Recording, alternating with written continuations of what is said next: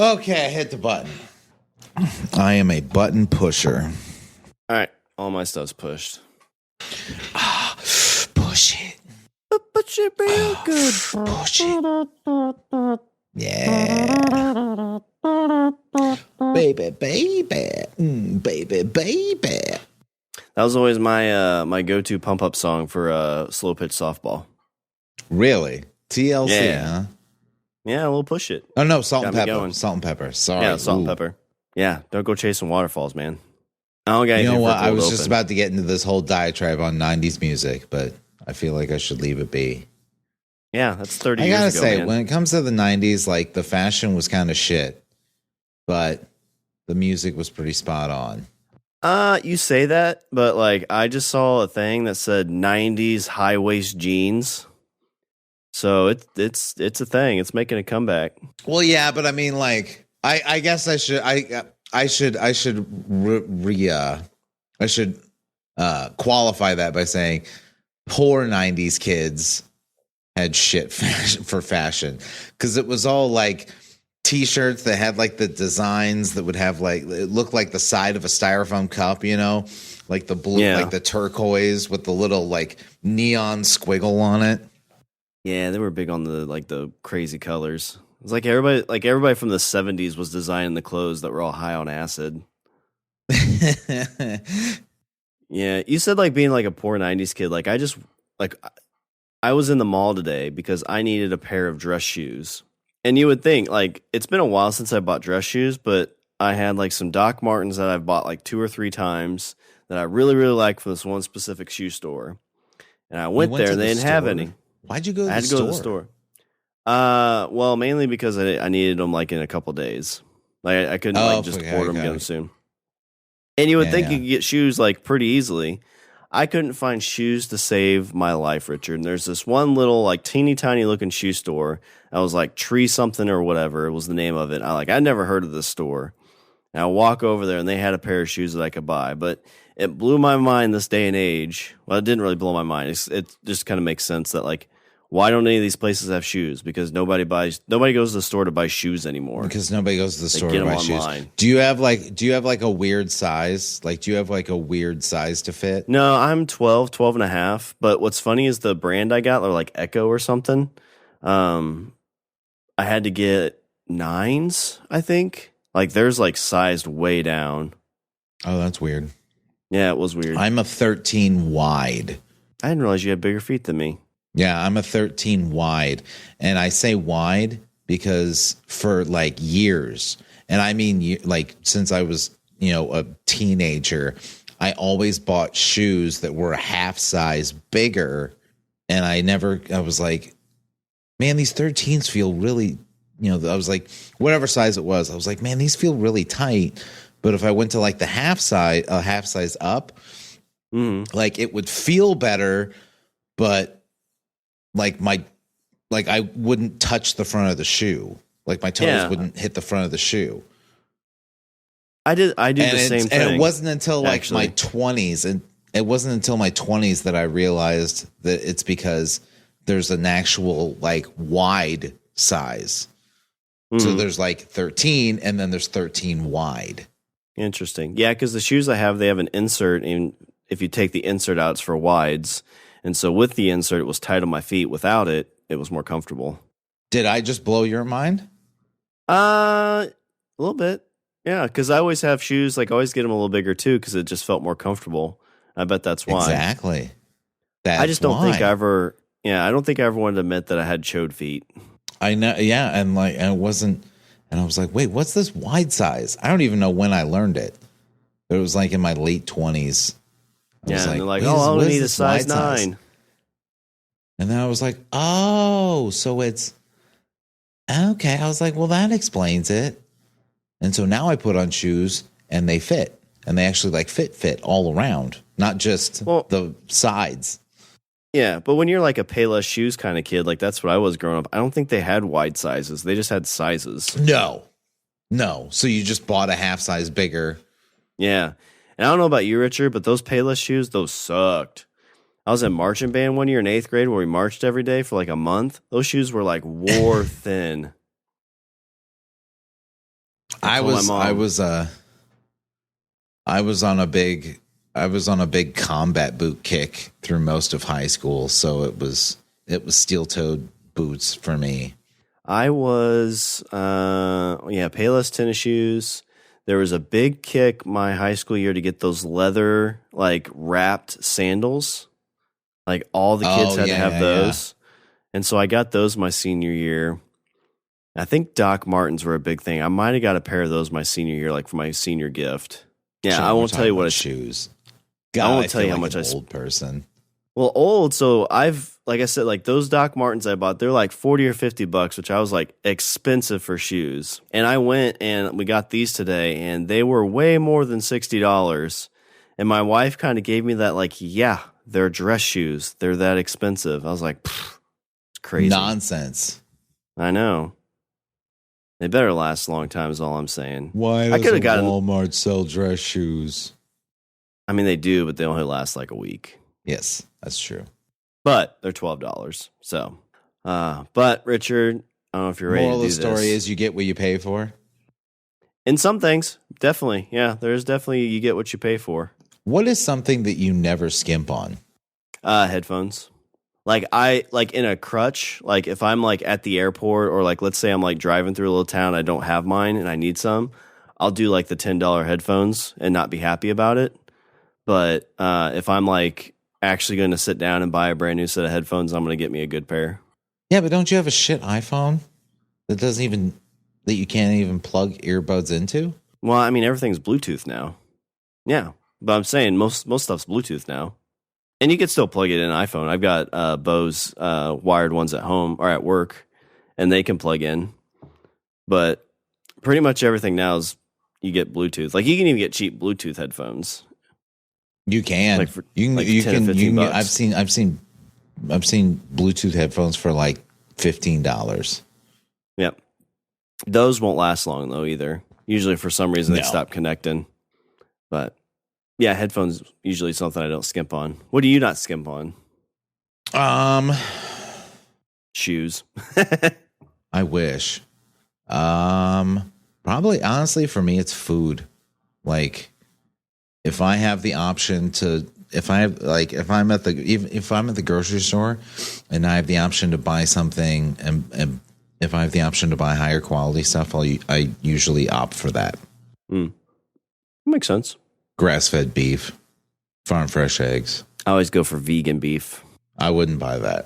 But it tastes just like meat. That's what it says. It says Beyond Meat.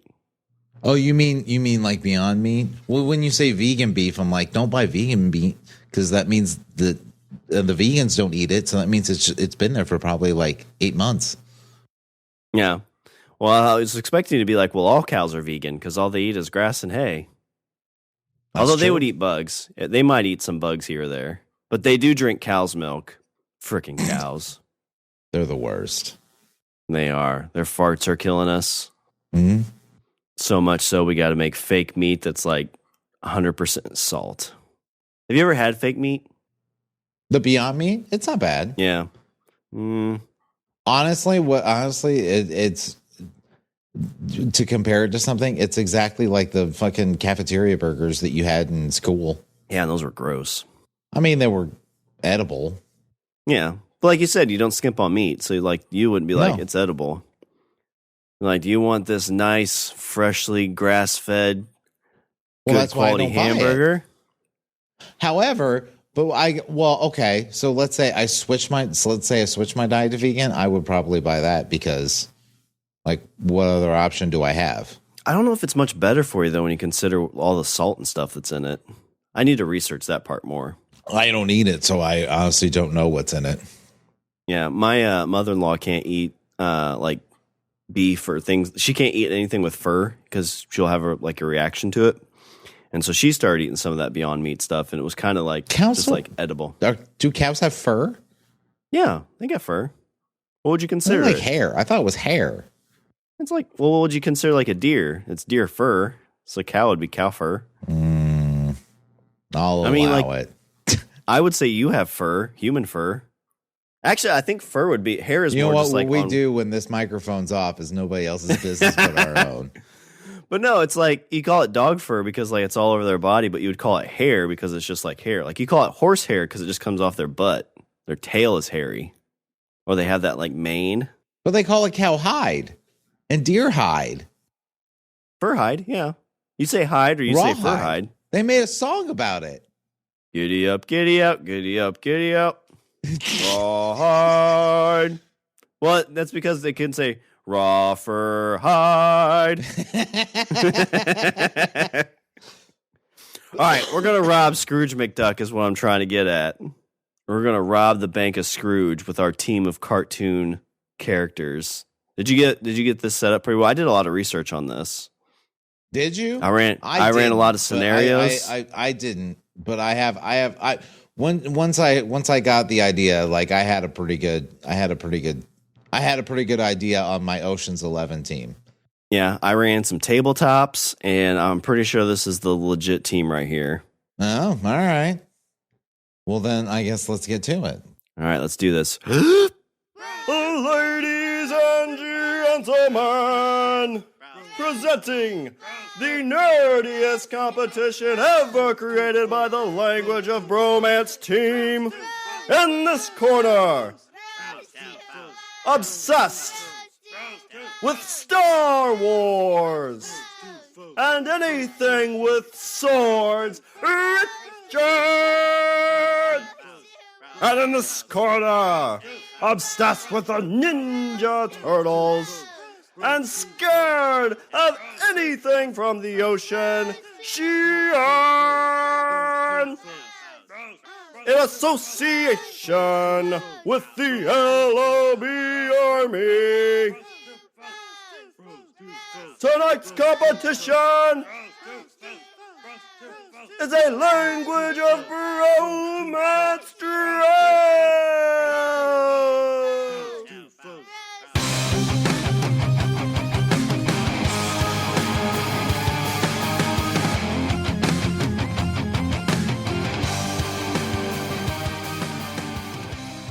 What's up, everybody? I'm Richard. And I'm Shawn. And today, I haven't said this for a long time. Today, we are speaking the language of faux-mance. Faux-mance. Yeah. I hate your face. I don't hate your face. I love your face. It's one of the things in life that brings me joy. One of the few things. Not few. It's one of the things. I say few. It's like, yeah, it's like, oh, it's one of the things. Well, how many things is there? Glass Two. Of scotch. And your face. The smell of rich mahogany and your face. Yeah, the smell of Rich and his face. Which is not unlike mahogany.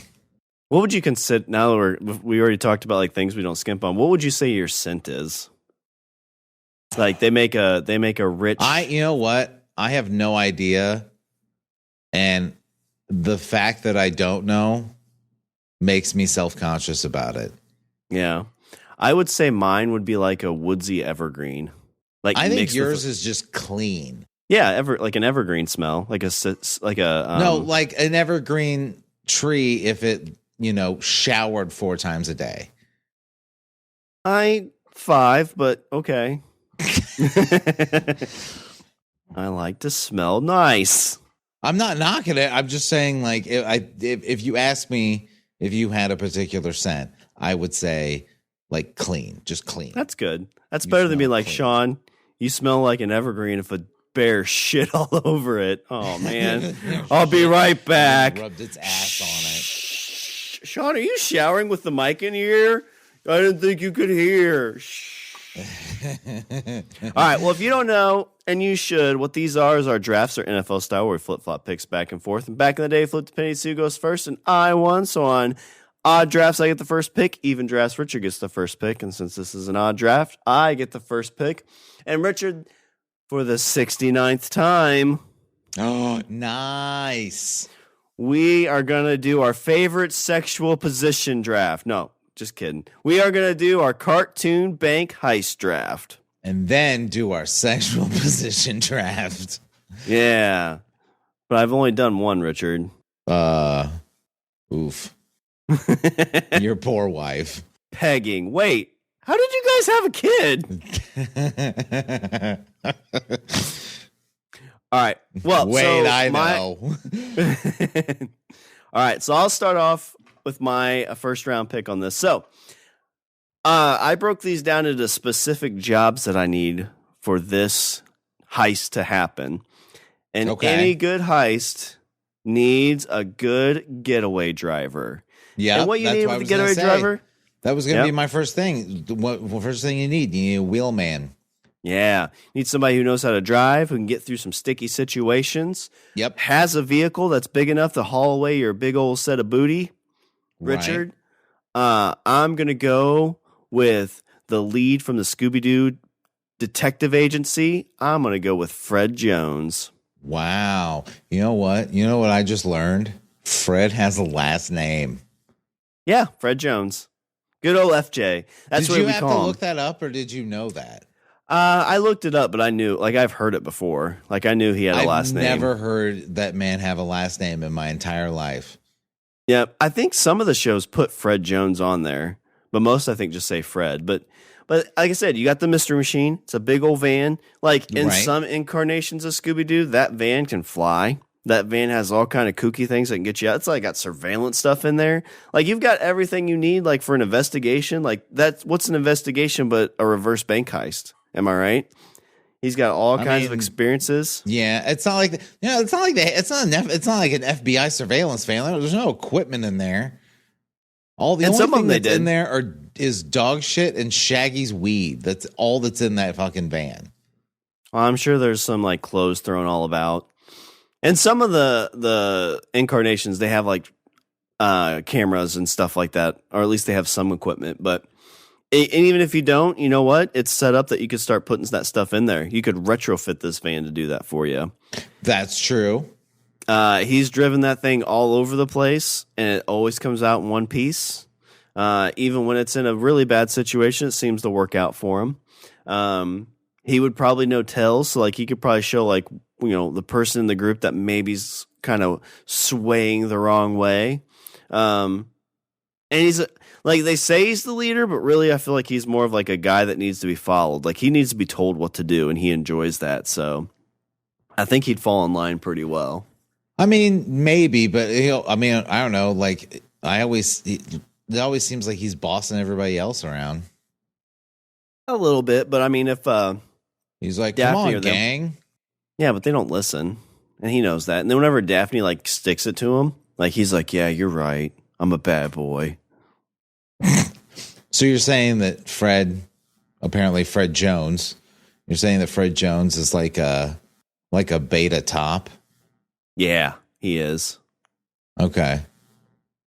But my first round pick, Richard, my driver for this heist that we go in and steal Scrooge's money, Fred Jones. Well, Shawn, I mean, that's all well and good. I mean, you have a driver and you have, you know, a van, but I don't think you're not putting that entire money bin inside a van. True.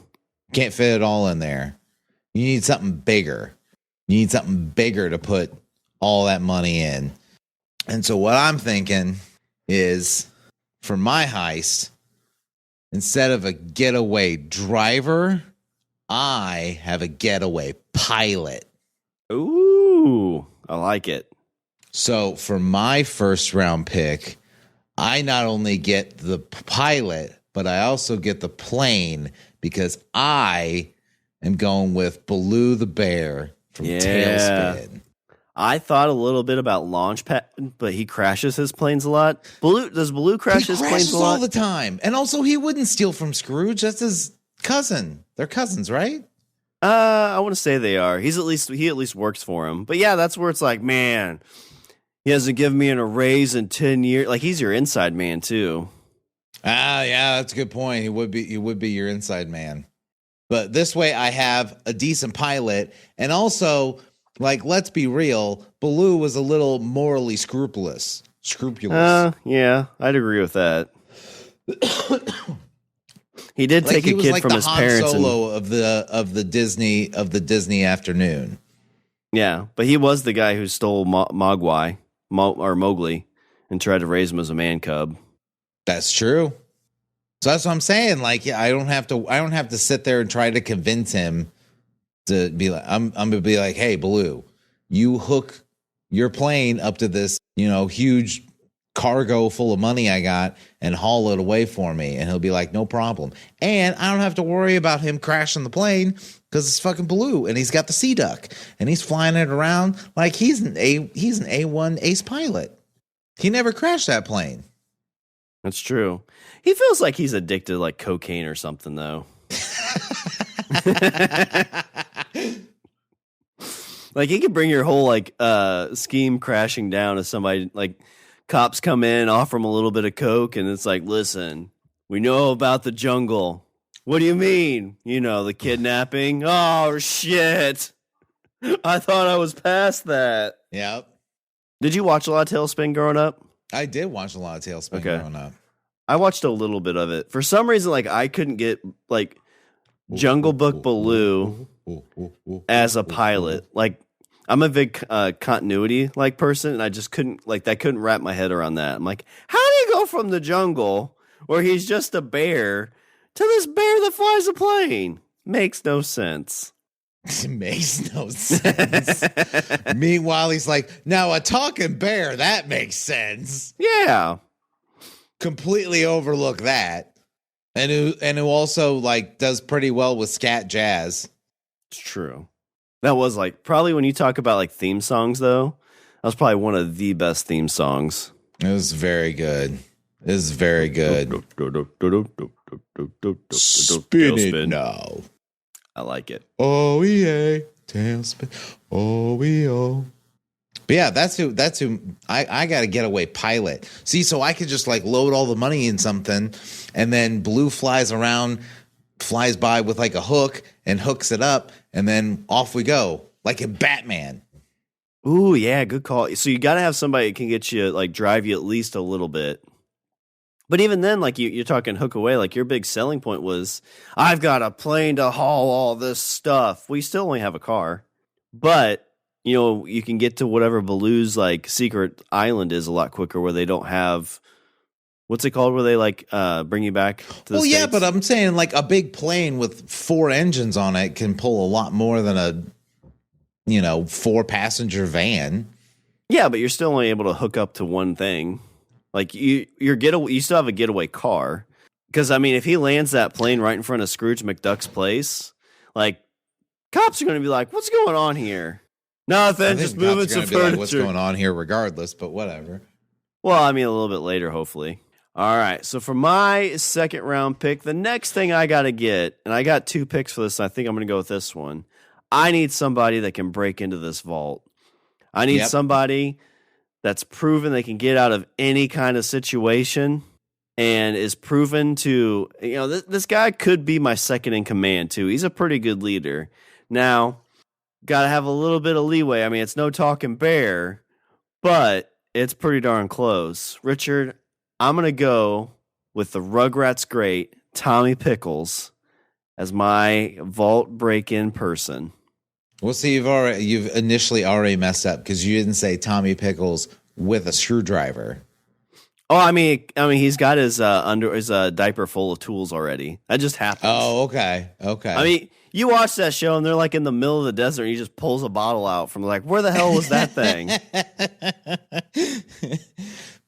That was my biggest fear when we had our kid. I was worried that, I was like, what the hell's going to be in that diaper? Yeah. It's just poop. That's all you ever had. Oh, it's just poop. Oh, thank God. Lots of poop.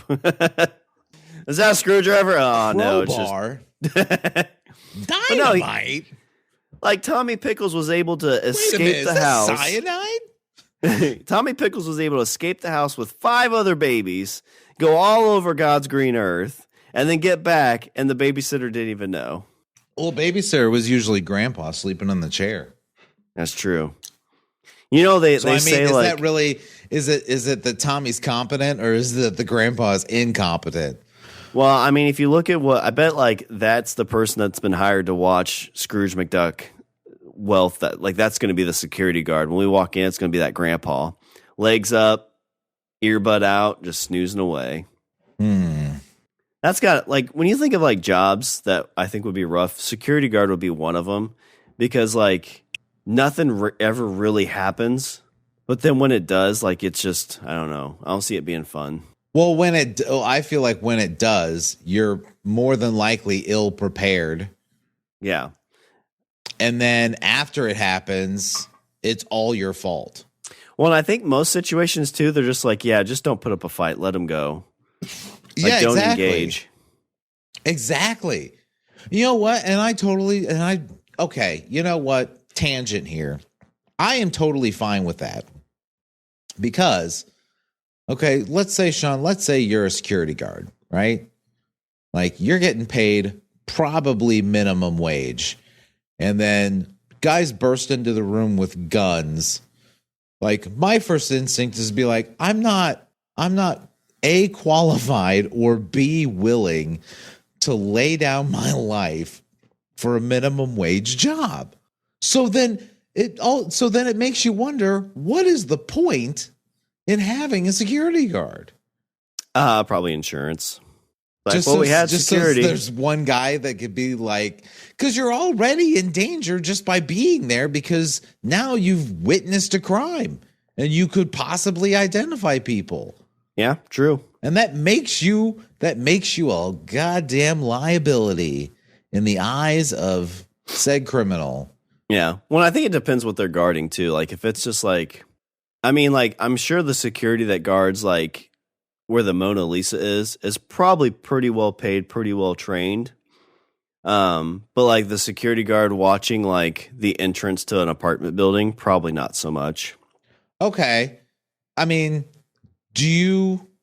let's say somebody breaks into the Louvre to steal the Mona Lisa, and there's a highly trained, highly paid security guard that shoots said criminal in the face.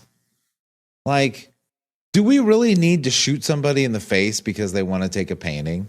Like, doesn't that seem excessive? I don't know. I'm not a fan of stealing, so I'm not saying that it's good, but I don't think that we need to shoot somebody in the face because they want to steal a painting. It's like the thing where they say, arrest a person for stealing a painting? Of course we do. Do we need to send that person to prison? Of course we do. Do we need to shoot them in the face? No. Well, it probably depends. Like, if they come in and they're not brandishing weapons, then I bet they're going to try not to kill said intruder.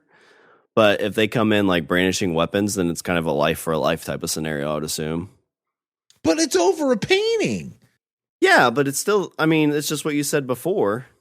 If they're a liability at that point, the security guard would be. So if they come in and they have a gun, that's why that's why the security guard just doesn't need to be there. Then we don't have paintings because everybody's going to take them. You really think it's because of the security guard is what's tipping the scales in terms of, I can't steal a painting because there's a fat guy walking around with a radio in his hand? Probably. I mean, it's got. I'm saying that guy with a radio at the Louvre is probably vastly underestimating what's out there. I think that there's 30 million other security measures that are far more daunting and uncrackable than Barney Fife walking up and down the halls at midnight. Maybe. But I mean, if there's no security guard that wasn't going to stop somebody, like, they could just walk up, grab it. Because like when you go see it, you're pretty much right there. I mean, there's people throwing tomato sauce on some of those paintings recently. That's true. It's not good. Shouldn't do that. Yeah. But nobody needs to get shot over it or stabbed. Yeah, I don't think they did. That's good. They got arrested. Yeah. That's fine. It's kind of like there's a thing that, like, if somebody comes and tries to take my dog and, like, you shoot them, it says you value a dog's life more than a person's life. And I think I would, like, if somebody tried to take my dog, I think that's what I would do. I would stop them from taking my dog because it's my dog. I don't know, man. I mean, no, you shouldn't let somebody take your dog. But I don't think you need to shoot somebody over it. Because then what happens, because, like, let's say then you get shot and then he takes the dog anyway, and then the dog escapes, and then he has to, and then he homeward bounds. He does like a whole, like, 3-act movie to get back to the house, and then he gets back to the house, and what's he find? You dead. Well, if somebody has a gun and tries to take my dog, then I'm definitely going to try to shoot him because, again, my life is in danger. All because I had a dog. You know what Tommy Pickles does? The moral of the story is don't have dogs. Don't have dogs or paintings. That's the other reason I'd have Tommy Pickles, because you know what he has in that diaper? Yeah, a Colt 45. There's a gun in there, isn't there? He'd pull that out and take out anybody trying to take my dog and my paintings. Great. Now Shawn, see, now you're shooting babies. No, I've got a shooting baby, not shooting babies. Oh. There's a big difference. Nobody's going to shoot a baby. That's true, see? Oh, yeah, good point. It's like, but the baby's got a gun. Bang! You hesitated.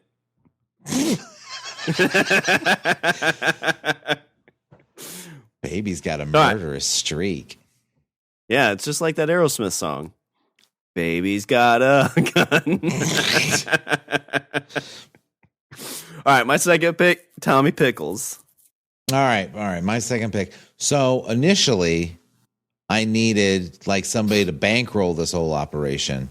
And it's funny because like we were talking when we initially floated this idea of this draft around. I was like, I need a guy, because like in Ocean's 11 they had Elliot Gould. Elliot Gould was like the guy that was like bankrolling the whole thing, like buying all the equipment and like all the gadgets and stuff.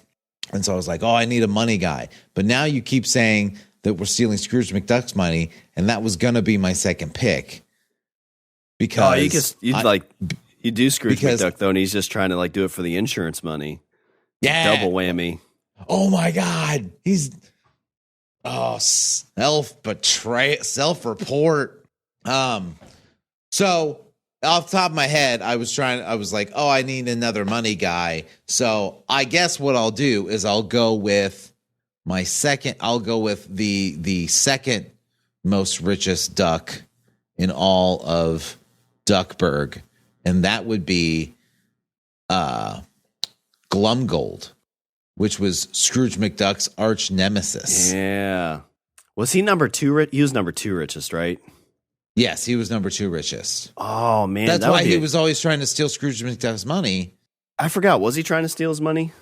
He would try to steal his money sometimes, but then also he would, whenever they went on like an adventure or stuff like that, if they were trying to find like an artifact or something like that, he would always like they'd try to do like Raiders, but Scrooge was Indiana Jones, and then Glumgold was the other guy that I can't remember his name in Raiders.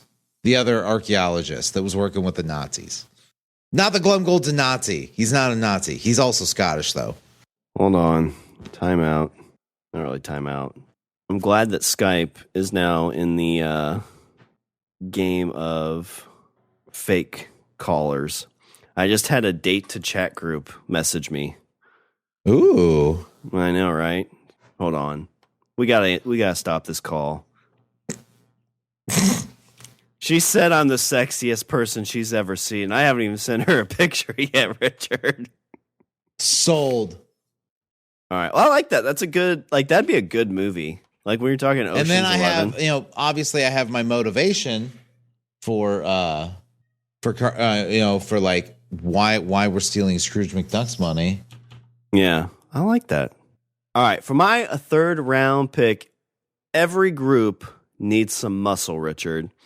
Mm-hmm. And there's lots of different people you could probably pick to be your muscle, but I want somebody that has a invested reason why they want to steal this money.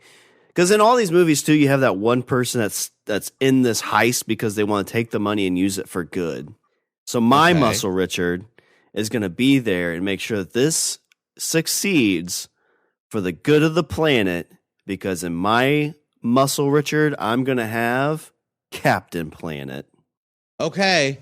But that all he's going to want to do with his money, or that's all he's going to want to do with all of the money, is use it to help reduce global warming. Well, yeah, but it's just his cut. I mean, that's how all these work. Everybody gets a cut. No, he's going to do it with everybody's because he's Captain Planet. Because then what you're going to do is you're going to be like, well, I want to go and shoot. I want to go hunt in the Serengeti. And then the Captain Planet's going to be like, nope, can't do that. Well, then Tommy Pickles That's was poaching. shooting. You want to be a poacher? No, I think he'd be okay. I think he would know that like a little bit's better than nothing. And this is going to be a crap ton of money because it's Scrooge McDuck. So he's going to be able to take that money and build homes. He's going to be able to reduce plastic in the ocean. Are you de facto getting all of the Planeteers as well? No. So it's going to have to be like, I feel like his announcing like wasn't necessary. It was just kind of like he was too lazy to watch everything. So it's kind of like him getting paged. Okay. Like I think he acted like he lived in the rings, but really he just hung out. He had to take a private. Oh, so the rings are like his it's like his beeper number. Yeah, and then he had to take a private jet to get there, but didn't tell the Planeteers because they'd get upset. Well, wait, because whenever they used the rings to summon Captain Planet, then the rings didn't work. That happens with age. Because they would summon, and it's been fucking forever, but like, didn't they use the rings and then like basically like all the power combined into Captain Planet?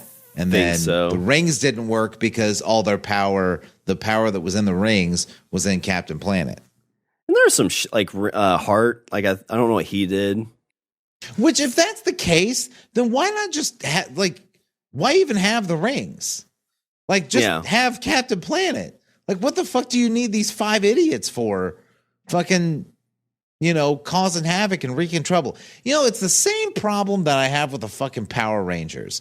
Like, when a monster shows up, why not just instantly summon your fucking dinosaur robots, combine into the big giant robot, and then just squish whatever the fuck monster it was? Why do you have to fight the thing hand to hand, and then it gets big, and then you fight it individually as the individual fucking robots, and then you combine, and then that's when you finally beat it? Like, just skip steps A through F and go all the way to Z, and just go big and step on it. Start off as a giant robot with a sword and stab things in the face.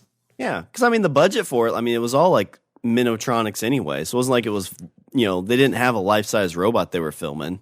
Well, you'd be animating way less if all of a sudden a giant robot showed up and just went stomp.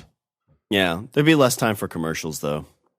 Oh, okay. That's probably why they did it. That is probably why they did it. Well, even then, like, a lot of times they'll fight the big bads, like, just as themselves for a little bit until they get their butts kicked. They're like, oh, my God, we better morph. It's like, why don't you do that from the beginning? Yeah. Yeah. You fight him as a fucking teenager, and then you're like, oh, I got to turn into a Power Ranger. Why didn't you just do that from the fucking jump? Yeah, start there. At least that would make more sense then. It's like, oh my gosh, we're getting our asses kicked as Power Rangers. All right, let's do the big thing and squash him. Shenanigans. You know what it is, Sean? You know what it is? It's Power Rangers. It's one giant hand job. That's what it is. Because you're like, come on. Like, can we just get to the end? But then it's like, it's this or nothing. You're like, all right. But my 3rd round pick for some muscle, Captain Planet. So, Sean, for my 3rd round pick, I need an infiltrator. I need somebody that's sneaky. I need somebody that's good at being sneaky. And I have the perfect pick. Not only is he a good pick because he's super sneaky, but also he is, I think, friends with Baloo. I don't know. It was the same voice actor, but different character. But the other character was also a bear that looked like Baloo. Sean, for my next pick, for my infiltrator, I'm getting Robin Hood. Ooh. Ooda lolly. Ooda lolly. Nice. Yeah, and you got a little, if things get hairy, he's able to take some people out. Right? He can fight. Yeah. He can shoot arrows. You might run into the whole, like, well, we can't be rich because we have to give it to the poor. So you might run into a little bit of headbutting on that. Like you talked about Captain America. That is true. Robin Hood's a little bit more of a stickler for that.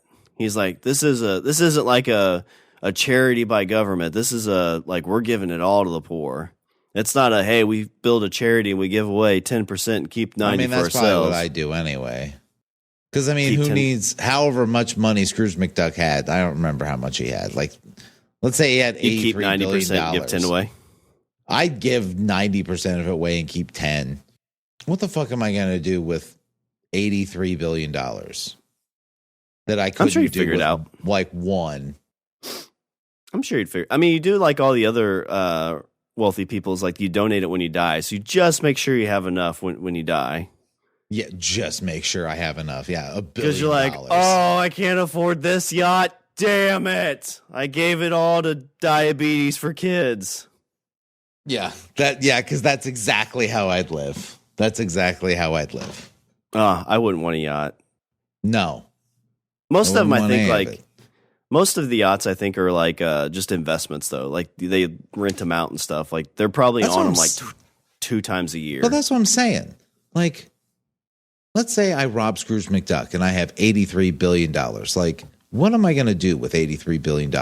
Like, that I couldn't just, like, why don't I just give away $82 billion and then just keep one? You could. Like, and then I'd be fine. Like, I guarantee I would be fine. You could definitely do that. So if Robin Hood's like, hey, you're giving most of that away, I'm like, yeah, I know.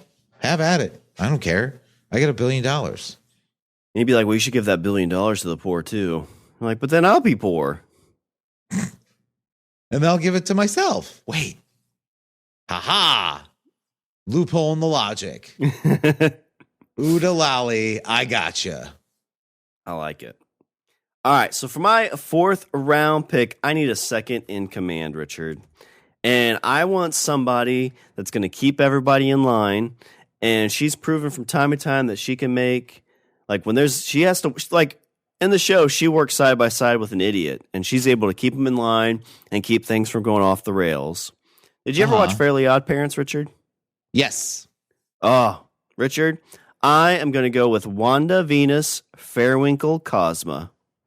Okay. Like I said, Wanda was the smart one.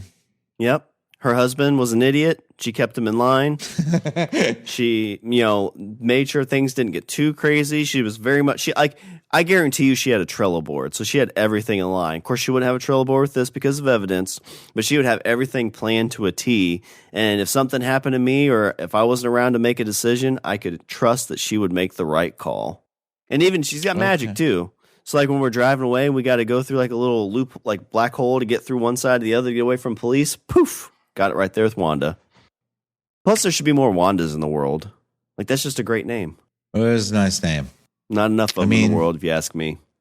I don't know. Like the thing is that it seemed like the fairy magic often went awry. And a majority of that was probably Cosmo's fault. Mm-hmm. But in the end, she was probably letting a little bit of it slide because she's so smart to kind of be a lesson for everybody, for Cosmo and the kiddo. Yeah, that's true.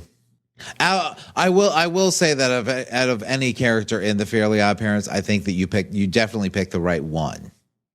Oh yeah, yeah. I also have a character on my list that does magic, but I haven't gotten there yet. Ooh, Merlin. It is not Merlin. No, but I'll get there. I'm not there yet. All right. My 4th round pick is Wanda from Fairly Odd Parents. Yeah, I can't really. Yeah, there's nothing I can really argue against that. It's good, not fantastic, but it's all right. It's passable. I'll give it. I would say it's probably our best 4th round pick we've ever had on this show. If I'm being honest. Well, at least we're not. Oof. All right. So, Shawn, what I need is I need a gadget guy. I need somebody to build gadgets. I need somebody to, I need a smarty. I need a smart person. I need a brains of the outfit. So I thought about it. I really, really thought about it. I thought about cartoons that I watched when I was a kid, and I thought about all the characters that built gadgets that worked. Like, because there was, you always had those cartoons where somebody like built something and then it would fuck up. Yeah. Couldn't have that. So, Shawn, the one that I came up with, which is actually, I don't know if this is probably nowhere near your team, but Shawn, for my pick, I'm going to go with my favorite Ninja Turtle. I'm getting Donatello. Ooh, there you go. Donatello's my gadget guy. He's my techie. Yeah, his there's probably like a 62.7% chance that the gadget he makes isn't going to work completely right, but when it works, it's going to work well. I stayed away from TMNT altogether because they would never rob a bank because they are the most morally superior cartoon characters of all time. No, but and in all the incarnations, yeah, and especially if you get him like late stage Donnie, like he's been doing this for a while, he's going to be able to create some really good stuff. No, never mind. I already picked him because I just now thought of a better one, but it's cool. I'll let it ride. You know what? I'll just make it my next pick. It's fine because I know you won't have that one either. Oh, you're going to have two. Oh, that's the problem. If you have two Smarties on your team, they're going to be butting heads. They'll be like, no, the flux capacitor goes here. No, the flux capacitor goes here. This next one, totally fine with working with a partner. All right. Well, I was about to pick a gadget person as well, and for my 5th round pick, I had one pick that I thought you were going to take. And so I was like, oh, well, here's my backup. But as you're talking, it entered into my mind another one. I think that's even better. Yeah. Richard, this character was able to create like just crazy things out of the most smallest things you could find. Right. Cute as a button, could make so many things out of a button. Richard from Rescue Rangers, I'm going to go with Gadget. I actually, it was a hard push between these two. But yeah, I gave the edge to Donatello mainly because it's a subtle way for me to kind of like dig a knife into your side. And that's true. That's how I like to live. It hurt. No, but like what kind of made me get away from my other two picks is because you were like, well, you want somebody who's like gadgets don't blow up or screw up. I'm like, shit, the person I have, like theirs never work. And it's a different character that really makes sure that they're successful. So, but yeah, Gadget I think is a good pick. She's able to create some really good stuff out of just whatever she has. It's all rubber bands and matchsticks. And you could like, if you had to, like, she would be able to like do some infiltration too. Like if you had, what, and all that stuff, broken, everything she builds could probably easily go through security. Yeah, that's right. 90% of her shit's fucking wood and rubber band and glue. That's right. But yeah, my 5th round pick, I'm going to go with Gadget. Okay, you know what? This next pick, I think this guy is not only going to work well with Donatello because he definitely is good at playing second fiddle, but also 100% of the time build stuff, and 100% of the time it works. And I mean, we're talking about crazy stuff. Shawn, for my next pick, this is how things are getting done, right? I'm getting Ferb from Phineas and Ferb. I never watched that show. Oh, you didn't? Shawn, they built stuff every single day of summer vacation. They built roller coasters, they built submarines, they built everything. But Ferb was the smart. Ferb was like the engineer. Ferb was Phineas was like the idea guy, but Ferb was the one that made shit happen. Is it kind of like a Pinky in the Brain type of thing? No, because Phineas wasn't crazy. Oh dang! This show was out in like 2007 to 2015. I was way past my cartoon watching days. See, I had kids, and they watched the shit out of it. And Phineas was the guy. Is he the triangle head guy or the rectangle head guy? He is the rectangle head guy with green hair. He does look like an engineer. Yeah, every time you see him in a picture, I always see him with like a drill or like tools in his hand. Yeah, and he's got high-waisted pants. He's got that look like an engineer does when like the person that's asking for something to be done is like, I need to do this. And he's like, oh shit. All right. And then they make it happen. Yep. Well, I don't know enough to say yay or nay to that. You watch him build stuff, and I'm going to tell you, it's an easy A. Easy A, easy yay, all of it. Phineas is the one that's going to get me in that vault. Oh, he probably would be your cracker too, wouldn't he? Your safe cracker. Probably. Phineas is the one that's getting me in there.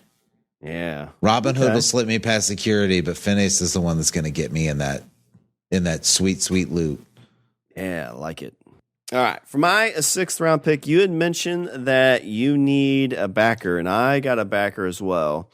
Now, it's not necessarily a financial backer, I'd say, but this is the person that would probably lay out the plans for us, or at least kind of be able to help get the group together and kind of get this job out there, if you will. Okay. Probably if he was just a little bit older, if it was the real world, he'd be able to take over the world more time than once. Killed his own mom one time. Woof. Yeah. Richard, I'm going to go with from Family Guy, Stewie. Oh, okay. So you're saying Stewie is the Daniel Ocean of your Ocean's 11? Yeah, so he's going to get the plan together for us. Not necessarily the plan, but basically like, here's the job, and then he's going to kind of set some requirements for us. He's going to have high expectations, but I feel like he's somebody like if you've earned his respect, like you'll be treated fairly. Okay. And he's not going to let any schlubs in either, so I think that should be good. But yeah, not a whole lot to say really on Stewie, except that, it's Stewie, and he killed his mom. I mean, I don't know. He feels a little loose cannon-y to me. There's a little bit of that, which can be good or bad, because sometimes, like, if you think, like, if somebody on the job's like, oh, we're gonna stab Stewie in the back, and we're gonna take all this money and not give him his cut, and you're like, Stewie shot his own mom, right? And it wasn't even for stealing a painting. That's what I'm saying. Like, I feel like he is the one, like, it's ripe for a double cross, and then you don't get anything. Potentially. And then what do you do? Potentially. Yeah, I don't know. Then we have two babies that shoot each other probably because Tommy Pickles will pull the gun out of his diaper. There's a baby fight going on. Now I want to see that Stewie versus Tommy Pickles now. I feel like that would be the greatest face-off type movie. That's got to exist somewhere. That has to exist somewhere. Oh, I'm sure there is. They meet first day of kindergarten. See, now I was doing like a little cursory look for it, and I can't find it. But that doesn't mean it doesn't exist. No, it's got to be out there. If not, somebody will hear this and then make it, or there's an AI image of those two in like a fight. There's got to be. Anyway, yeah, I feel like that's I mean, that's a risky play. Any backer though is going to be risky. That's true. Like no good backer is just going to be like, "Oh, he's a good guy." It's like, no, he's like basically going to have ties to some kind of organized crime or something, so. Yeah. All right. Are we at number 6? Number 6. Number 6. Okay. So I was saying earlier that I had a magic. I needed somebody with. Somebody is like a little ace in the hole, right? So I was thinking about it, and I was like, okay, I need somebody whose magic is fairly reliable. Somebody that I feel wouldn't be like seems kind of morally ambiguous in terms of like they don't like. I don't think they'd really give a shit as to what we're doing. Trying to find motivation for them to want to help, might prove difficult. But Shawn, for my next pick, I'm going with the genie from Aladdin. How do I feel about that one? Definitely good kind of for your bait / your distraction. I think that would work pretty well. He could make himself huge. Yeah. He could make himself huge and just like pop the top off that money bin. Yeah. If he went in as like an old lady, though, as a distraction, everybody's like, why is there this blue old lady here? What's going on? And then all of a sudden he'd turn into like a marching band. Oh, yeah. While in song. Like he'd bust out into song as the dancing band, which would be nice. Yep. Prince Ali, fabulous, Alibaba. Have you watched the new Aladdin live action with Will Smith? I'll slap the taste out of your mouth, Smith. No, I haven't. I haven't heard if it's good or bad or not. I haven't either. Man, did you ever watch the Aladdin TV show too? Yeah. That was on Disney. Yeah. Oh, and Robin Williams voiced that one too. That's a voice I miss. That was a good voice. It was a fantastic voice. Yeah.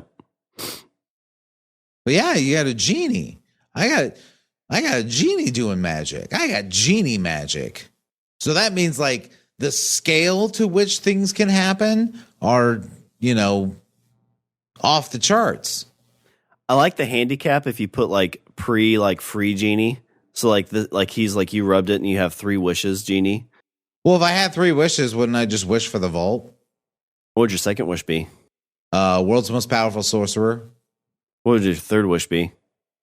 Free the first genie. Okay, good. I was testing you, and you passed. You're like, more wishes. But he said you can't do that. No, like free for the first genie. And then he'd be like, "Oh my God, you freed me! I'm so indebted to you. What can I do?" And be like, "Help me steal this old duck's money." He's like, "You got it." Yep. Being a genie for 10,000 years was not very lucrative because I freed him. Yeah. He's like, I always wanted to be in a life of crime. You know how many people I wanted to murder? Like, oh wait, yeah, well, huh? Yeah, now that I'm free with this magic, I can kill everybody. Wait, I don't think we need to. There's no guards at the vault.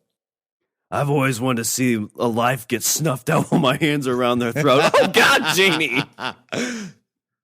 Now there are no rules. But I'm the world's most powerful sorcerer. Second. Yeah, all right. So that's my 6th pick. I got the genie from Aladdin. At this point, Shawn, I'm gonna preface by saying that I actually don't really have a money shot pick because I felt like I was doing so well with the picks that I had. Oh. But I want to I have one, but like to me this one was just kind of like filler. Just a pick. But I got you. But you go ahead. All right, for my 7th round money shot pick, I need somebody that's kind of like the bait / the distraction / somebody that's going to kind of be like, look over here.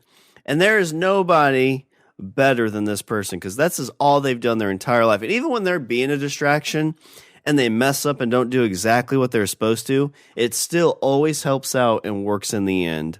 Richard. It's Richie Rich, isn't it? It's Richie Rich. No.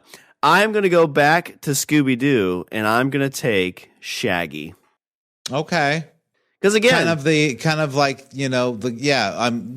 get what you're saying. The guy that kind of just like stumbles into the right thing.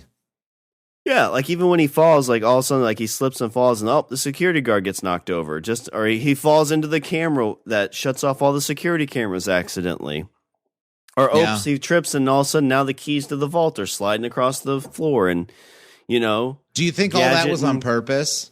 I think there's a thing out there to talk about like Shaggy is some kind of like powerful sorcerer type thing. Like he's the you've told me that. That's totally a thing that Shaggy that apparently Shaggy is like in like anime terms, he's like Shaggy is more powerful than One Punch Man. I don't actually there, but there's a whole. Actually, I think there's a whole subreddit on how powerful Shaggy is. But like, it's basically like, think of Shaggy like a Dragon Ball, like an uber Dragon Ball Z character. Yeah, I think it's just like this just says Super Shaggy or Powerful Shaggy. Yeah, yeah. But there's like pictures of him like doing Kamehamehas and shit like that. It looks like so. You might not even need your whole crew because Shaggy just shows up and, you know, Kame, and then just like smashes the entire vault with his fist. Yeah, well, as long as he doesn't like murder anybody accidentally. we don't need manslaughter on our charges here too. But no, I think he would fit in as bait. He would fit in as a distraction. He could, if we get powerful Shaggy in there, he's going to even add even more value. But yep, 7th round money shot pick, Shaggy. That's pretty good. Okay, Shawn. So, like I said, this one was kind of filler for me. So I was like, you know what? Let's get a wild card in there. Let's get somebody that just, you know, could throw everything into chaos, into complete chaos, but might actually end up working out in the end. Shawn, for my 7th round pick, I'm gonna go ahead. I'm gonna go classic. We're gonna go with the Tasmanian Devil. Oh, you know, he was my second pick muscle. Really? Yeah, I agree. This was one that, you know, if somebody starts, you know, pushing back, he's going to get up there and fight. Maybe he spins his, you know, little tornado thing and just rips a hole right through the safe. You don't even have to unlock it. There's a lot of potential for Tasmanian Devil. A lot of upside, but there's a lot of downside. Like a huge chance that like that he'd, you know, make everything worse. I think no matter what, this would be the only job you'd work with him. Because even if it went well, you'd just kind of be like, whew, or it's going to go really bad and you're going to be cellmates. Yep. Were you a big Tasmanian Devil fan? Cellmates will just spin through the wall and then I can leave. That's true. So plus there. Were you a big Tasmanian Devil fan? I could never get into him. I never really was. No. I mean, it was always kind of like a foil for Bugs Bunny. A little bit. Because it was always weird because they always talked like, blah, blah, blah, blah. Like, he talked like Arnold Schwarzenegger. Yeah, a little. Sometimes then, he'd actually like say words, though. Yeah, and then in some episodes. Like these. Well, there are some episodes where they had him where he was super educated and like talked like very elegantly. And it always just threw me off. Again, kind of like the Jungle Book flying airplane bear. I'm like, this doesn't feel like it follows continuity. Yeah. Yeah. So that's my wild card. I like it. This is my loose cannon. My wild card loose cannon is the Tasmanian Devil. So Shawn, other picks I also had Marvin the Martian, just because Marvin the Martian I did like. That's a good one. I mean, he never really went anywhere in terms of success, but you know, it just speaks to my heart. I thought about Yosemite Sam, and I also thought about Rocky, like the moose. Whenever Bugs Bunny was dealing with the two mob guys, there was Rocky, and then there was the big tall one, one that was like tall Rocky. And the reason I say that is because in the first 5 minutes of every Bugs Bunny cartoon, if there was a Bugs Bunny cartoon where somebody was robbing a bank, it was those two guys, and it always seemed like they managed to rob the bank just fine. Yeah, good point. Because the first money 5 minutes, like they rob the bank and they get away and they have the money, but then they run into Bugs Bunny and then shit goes wrong. Yeah, they accidentally swapped the money for a bag of carrots. Yeah. But everything leading up to the meeting of Bugs Bunny, they execute flawlessly. And I mean, if you get Yosemite Sam and you actually train him right, he'll just shoot Bugs Bunny, and you have rabbit stew and money. Oh my God, you nailed it. Yep. Those were some other ones I had. But then we started talking about Scrooge McDuck's vault, so then that kind of made me shift things a little bit. Gotcha. Let's see. For me, I had Miss Frizzle as my driver, my backup driver. She got the magic school bus. Then you just shrink down to nothing and nobody will find you. Yeah. For my vault break-in, Jerry the Mouse. He seems like he could get into some tight spots. Jerry the Mouse. Yeah, from Tom and Jerry. Jerry, like Tom and Jerry. Gotcha. Yeah. Wow, that took me a second. Yeah, you're like, when did that cartoon come out? 1930s. For backer, I'm not sure how this one would go. It was more of kind of like my backup backer, but Garfield. Like, I could see him scheming some stuff together and being too lazy to go through with it. You're right. And that might be like, that'd be one of those things where, like, if you come up short, he's like, I mean, if I was really mad, if I was really motivated, I'd take action on it, but I'm just going to eat lasagna because it's Monday, and I hate Mondays. For Gadget guys, my original one I had before you kind of put me on Gadget was Darkwing Duck. You know, he was kind of on my list, but then, like, I don't know. Like, it seems like sometimes he does well and sometimes he doesn't. Yeah. Well, and it's his niece. It felt a little risky. His niece and Launchpad were the two that seemed to keep everything going. Yeah, exactly. And then when I thought you were going to take him, I went to a backup that I didn't think of was Inspector Gadget. But again, kind of his niece is the one that kind of keeps stuff from going awry. Yeah, it seemed like Penny was the one that basically kept him alive. Yeah. And then for Bait, because I think she would be a big distraction, because I think she was in the movie, Lola Bunny. Yeah.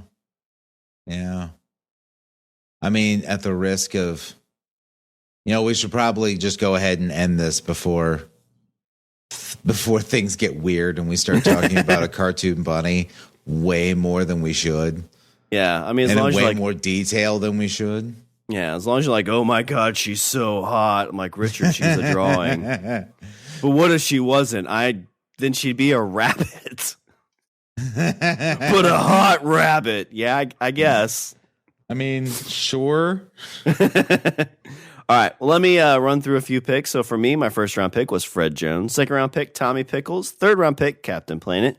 Fourth round pick, Wanda. Fifth round pick, Gadget. Sixth round pick, Stewie. And seventh round money shot pick, Shaggy. For Richard, first round pick, Baloo. Second round pick, Glumgle Duck. Third round pick, Robin Hood. Fourth round pick, Donnie from TMNT. Fifth round pick, Ferb. Sixth round pick, Genie from Aladdin. And seventh round money shot pick, Tasmanian Devil.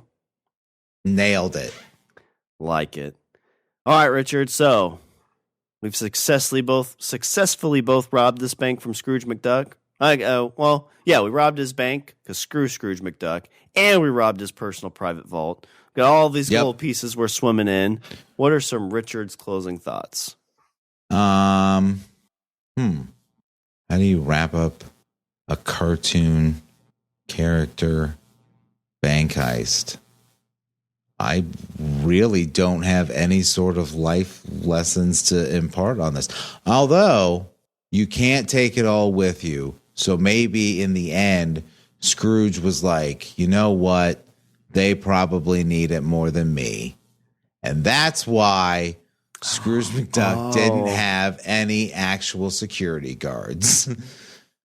He was on hospice. Because it's not worth someone's life. He's on hospice. He's like, you know what? Maybe that should have been like the 8th round pick. Is he's the backer? He's the unknown backer, and he's just setting up for all them to get the money. The man behind the curtain, or the duck behind the curtain. His heart grew 3 times his regular size that day. All right, let me do a little bit of housekeeping. Visit our website, we're at languageofbromance.com. Follow us on Twitter at languageofbro. Email us at bros@languageofbromance.com. And we always like to thank our 2 best partners in crime that joined our Language of Bromance Patreon and are there every single month cheering us on, Wendy and Aaron. Stay to Patreon and we'll tell you all about Lola Bunny. Yeah, in detail. I'm not. And they're like, we don't want it. Please don't. Please don't. We don't want it. Let me tell you what I do to that bunny. Oh, God, unsubscribe, unsubscribe. Aaron's like, go on. All right, was there anything else before I close her out? No, I'm good. All right, well, that's all the Bromance have for this show. I'm Shawn. And I'm Richard. And remember, don't be a why. Be a why not. I could never rob a bank. Just to put that out there. I would if I was surrounded by cartoon characters. That's a good point, because at that point you're probably high or like having a fever dream. Silly now. So there are no rules. Well, I'm going to just walk off this cliff without looking down. Splat.